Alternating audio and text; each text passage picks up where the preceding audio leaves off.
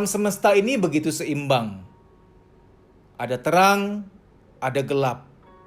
Ada wilayah yang berudara, ada wilayah yang hampa udara. Di bumi ada udara, ada atmosfer. Tapi di luar bumi, di angkasa sana hampa. Bagi kamu yang terlalu mempertanyakan kegalauanmu, kenapa aku galau, kenapa hidupku begini, hatiku hampa, aku harus kemana, aku harus gimana, aku nggak enak, aku nggak nyaman, aku nggak bahagia, hidupku hampa, hatiku hampa. Ketahuilah jauh sebelum kau hampa, keadaan di luar bumi sudah hampa terlebih dahulu dari zaman-zaman kapan. Kehampaan sudah terlebih dahulu ada, jauh-jauh waktu sebelum hampanya hatimu yang sedang kau permasalahkan ini. Terkadang kita menghadapi, mengalami, merasakan kehampaan dengan sikap yang gak wajar gitu loh. Aku hampa, aku gak punya siapa-siapa. Hidupku gak berarti. Aku mau kemana ya, aku harus ngapain ya, aku tuh gak ngerti lagi. Aku hampa, aku gak bahagia sama sekali, hidupku sedih banget, kosong. Seolah-olah kehampaan tuh hal besar sekali. Padahal alam semesta ini, jagat raya ini, komposisi dominannya kehampaan. Angkasa itu penuh dengan kehampaan, hampa udara. Karena begitu kita ngerti ini, kita akhirnya akan menerima, ada acceptance. Kita bisa hampa, kita bisa kosong, bisa galau, bisa merasa nggak berarti. Sekarang saya mau tanya kepada kita semua. Kalau hampa memang kenapa? Hampa memang kenapa? Apakah kalau hampa tidak bahagia, nggak boleh hidup? Tolong dong jawab dulu dong. Harus jawab deh. Apa jawabanmu? Emangnya kalau nggak bahagia, emangnya kalau hampa nggak boleh hidup? Pertanyaan ini memang konyol sih, tapi harus dijawab. Memangnya syarat untuk hidup harus selalu bahagia? Jadi kayak SIM, surat izin mengemudi, andai kata ada surat izin hidup, SIH, memangnya di surat izin hidup harus ada tes bahwa kamu bahagia. Kalau kamu bahagia baru boleh hidup, baru dapat surat izin hidup itu. Kan nggak ada begitu gitu loh. Nggak bahagia hidup-hidup aja, hampa hidup-hidup aja. Terkadang kita menjadi terganggu bukan karena kehampaan itu sendiri. Karena kehampaan itu sendiri sudah merajalela mendominasi alam semesta. Lihat bebatuan dimanapun berada. Bebatuan dia sendiri, oke dia benda mati. Mungkin kamu berkata, kita nggak bisa bandingin manusia sama batu dong mas. Tapi maksud saya adalah alam semesta ini dikuasai oleh kehampaan, nggak cuman kamu doang. Kita lelucuan ya, tapi dalam lelucuan ini, dalam kekonyolan ini ada hal yang bisa kita petik. Kamu pagi ini, kemarin makan ikan. Ikan itu terpisah dari orang tuanya misalkan. Ikan itu terpisah dari anak-anaknya. Apakah Anda tidak berniat bertanya kepada anak-anak atau orang tua atau pasangan ikan yang ditinggalkan karena dia kemudian dijala atau dipancing, kemudian akhirnya tersaji di meja Anda dan Anda makan? Kamu pikir keluarganya nggak hampa? Kamu nggak berminat bertanya kepada keluarga ikan yang ditinggalkan, apakah mereka hampa atau tidak? Mereka juga mungkin hampa.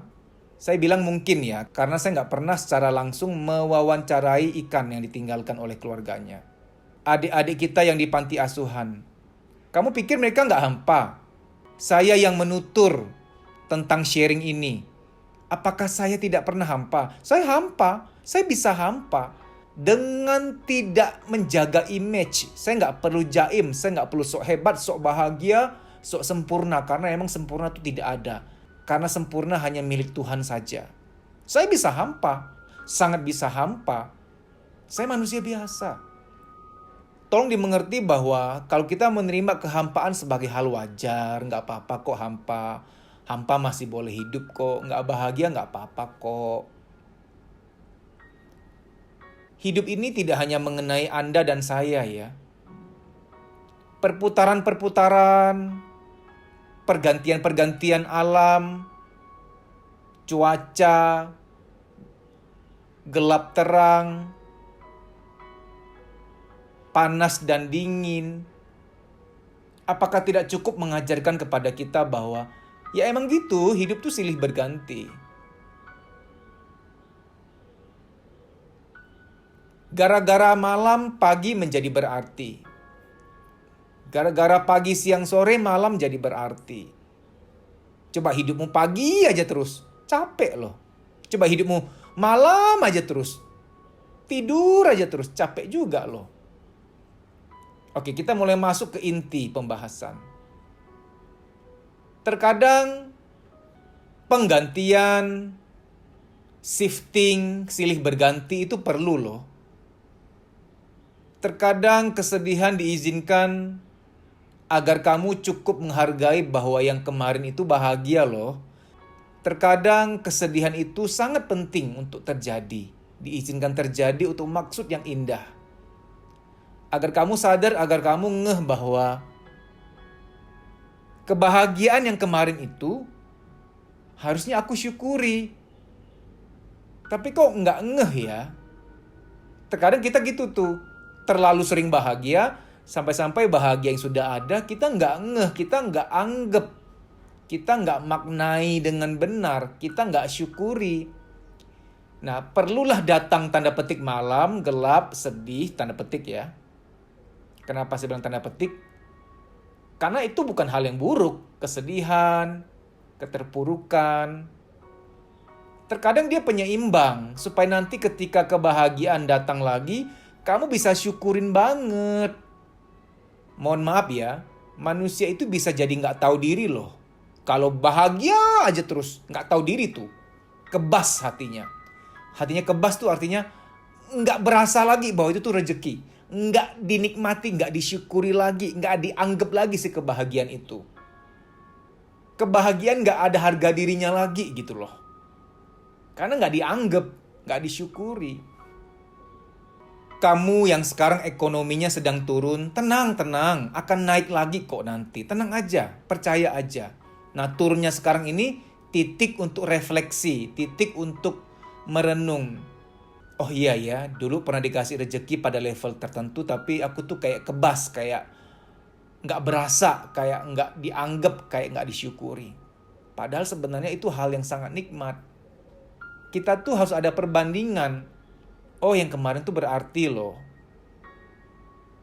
Nanti ketika ekonomi mau naik lagi, kamu benar-benar tanda petik tahu diri, mensyukuri banget. Dalam banyak hal kan begitu tuh, ketika udah pergi baru merasa berarti, baru dianggap. Kamu yang sekarang sedang jatuh, dijatuhkan, kamu dihina, dikata-katain, terimalah bahwa ada pagi, siang, sore, dan ada pula malam. Terimalah bahwa ada hitam, ada putih. Ada dingin, ada sejuk, ada hangat, ada panas. Ada kehampaan, ada isi. Isi adalah hampa, hampa adalah isi. Makanya benar bahwa dalam keburukan mengandung kebaikan. Orang yang nggak dewasa nggak akan mau mengerti ini, karena berat memang. Sebenarnya apa yang kita anggap buruk, apa yang kita rasakan sebagai keburukan atau keterpurukan, itu hanya pikiran dan perasaan kita saja. Karena kita berada pada sistem nilai bahwa hanya yang terlihat indahlah yang bagus. Hanya yang terasa indahlah yang bagus. Hanya yang terasa manislah yang baik. Padahal ini tipuan persepsi. Nggak benar-benar ilmu yang sesungguhnya. Saya mau bawa ke konteks lain. Mungkin bagi Anda nggak nyambung, tapi bagi saya sangat nyambung. Saya sudah sangat lama nggak berani makan terlalu manis. Nggak berani. Kalau pengen ya dikit aja lah. Itu minuman kaleng, minuman dalam botol yang di supermarket yang manis-manis udah pasti enggak. Saya udah nggak bisa. Tubuh udah otomatis nolak.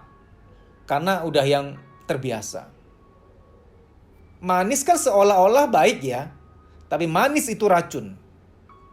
Garam juga. Kita butuh garam. Garam tuh perasa. Micin juga. Butuh perasa semuanya. Supaya kita makannya enak. Tapi kurangi, jangan terlalu berlebihan. Orang-orang yang sudah mulai mengurangi gula, garam, micin, dia pasti sangat sehat. Sorry, saya bawa ke dunia kesehatan biologis sedikit. Begitu pula dengan batin kita. Untuk kesehatan biologis, terlalu manis tidak baik. Terlalu asin tidak baik. Kebanyakan makan micin tidak baik. Padahal ketiga hal ini kan yang bikin nyaman hidup ya, seolah-olah ya. Yang oleh lidah enak gitu loh, enak di lidah. Namun sesungguhnya kan tidak enak di keseluruhan, di kesehatan. Kebenarannya, kenyataan medisnya tidak enak yang benar-benar enak secara kesehatan. Begitu pula dalam kehidupan. Kamu yang pengen manis aja terus. Pengen dong mas hidup yang gak ada masalahnya. Ini udah pasti orang yang baru gede lah. Baru puber lah, belum ngerti apa-apa. Mohon maaf, saya harus dengan sedikit nada sarkas untuk menyampaikan ini. Orang yang mindsetnya hidup harus bahagia, aku gak bahagia ngapain, untuk apa? Mohon maaf, Anda baru puber mungkin. Karena Anda yang dengar ini sudah pada taraf sudah agak dewasa dan sudah dewasa sambil ngangguk-ngangguk. Iya sih, hidup gak mungkin selalu bahagia, aku ngerti kok. Saya harus agak tegas karena di tahun baru ini kita semua harus benar-benar naik level. Naik levelnya jangan jadi PR lagi, harus naik level sekarang. Karena bahaya sekali ya kalau kita punya mindset hidup harus selalu bahagia, itu bahaya. Ini mindset yang salah, sumber penderitaan. Menikah nih, nggak bahagia. Sharing lah ke temannya. Aku nggak bahagia bla bla bla dengan pasanganku. Aku nggak bahagia dengan dia bla bla bla bla bla. Temennya bilang, ya udahlah sis, ya udahlah mas. Kalau nggak bahagia ngapain dipertahankan? Udah. Daripada kamu capek hati, sakit hati terus. Terus dia denger tuh, cerai tuh. Terus dia nikah lagi tuh. Kalau orang ini nggak ganti teman, akhirnya dia akan ganti pasangan terus. Ngerti nggak nih? Karena temannya ini salah. Teman toksik, teman yang dangkal ilmu, teman yang nggak bijaksana sama sekali. Maaf nih, saya agak-agak tanda petik emosional karena saya nggak suka sama orang yang dikit-dikit tuh pergi, dikit-dikit tuh pindah. Kamu akan jadi kutu loncat. Nggak akan ada pasangan yang benar-benar cocok sama kamu. Nggak akan ada pekerjaan yang benar-benar cocok sama kamu. Kalau kamu sendiri tuh mindsetnya pengen selalu manis, pengen semuanya indah, pengen semuanya serba ada kemudahan. Coba kalau Anda minta apa-apa sama Tuhan, Tuhan bisa nggak sih langsung kabulkan detik ini Anda minta sesuatu langsung dikabulkan? Oh bisa, Tuhan maha besar, maha kuasa, apapun Tuhan bisa lakukan. Ayo mari kita bicara kenyataan. Mari kita bicara fakta. Apapun yang Anda minta kepada Tuhan, minta disembuhkan dari penyakit. Minta dibukakan pintu rezeki. Minta ditemukan dengan jodoh. Minta untuk dapat pekerjaan yang baik. Dan lain-lain sebagainya. Jujur, mari kita hati ke hati membahas ini. Emangnya langsung dijawab Tuhan? Langsung terkabul tuh? Enggak. Ada penundaan. Ada waktu yang terindah. Ada waktu khususnya untuk itu terkabul. Nggak langsung. Bisa nggak Tuhan langsung kabulkan? Bisa. Nah, kita harus mengerti pola-pola ini nih. Tuhan yang maha pencipta pun yang bisa menciptakan apapun, kapanpun, seperti apapun. Itu perkara kecil bagi Tuhan untuk menciptakan apapun. Membentangkan jagat raya aja itu perkara mudah bagi Tuhan. Apalagi hanya membuka pintu bahagiamu, membuka pintu rezekimu, mengangkat penyakitmu, melancarkan urusanmu. Itu perkara kecil bagi Tuhan. Detik ini pun bisa. Tapi kok selalu ada penundaan? Kok nanti-nanti terkabulnya? Kenapa? Tolong jangan gak peka lagi ya. Tolong jangan gak peka. Memang begitu cara kerja alam semesta. Kita tuh dilatih untuk sabar dan menerima. Sambil menunggu hasil dari doa dan perjuangan kita, harus diwarnai dengan kesabaran dan keikhlasan menerima kenyataan.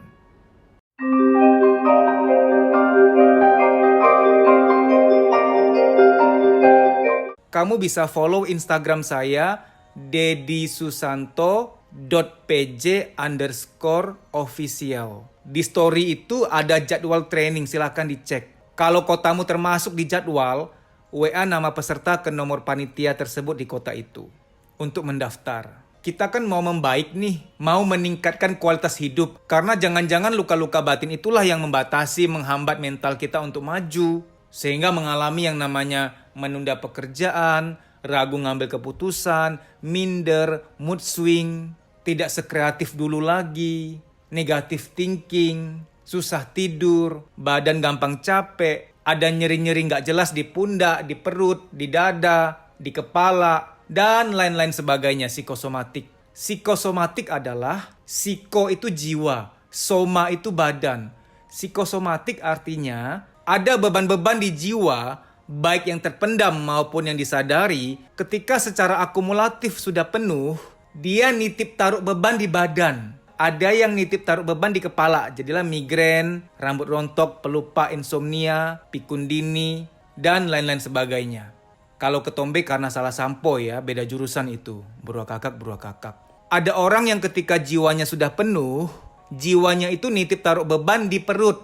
Jadilah mah, nyeri head berlebihan, nafsu makan tinggi, nafsu makan rendah, dan lain-lain sebagainya. Saya nggak mau sebut nama-nama penyakit lain yang wah ya.